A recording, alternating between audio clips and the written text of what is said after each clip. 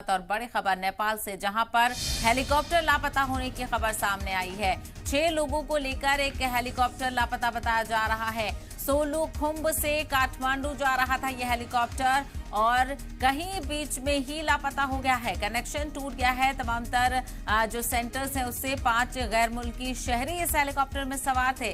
तो वहीं नेपाल में 6 लोगों को लेकर एक हेलीकॉप्टर लापता हो गया है। हेलीकॉप्टर सोलुखुम्बु से काठमांडू जा रहा था।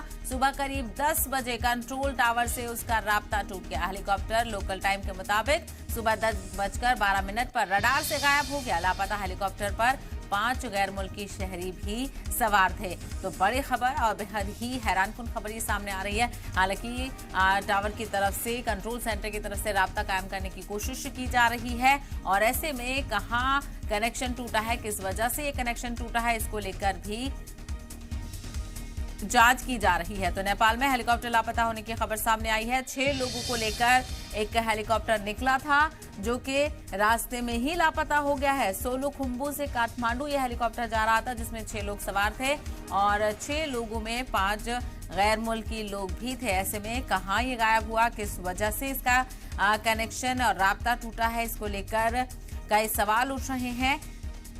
और सुबह करीब 10 बजे कंट्रोल टावर से उसका राब्ता टूटा, यानी 10:12 पर यह हेलीकॉप्टर रडार से गायब हो गया और ऐसे में अब तक इसकी कोई जानकारी सामने नहीं आ रही है।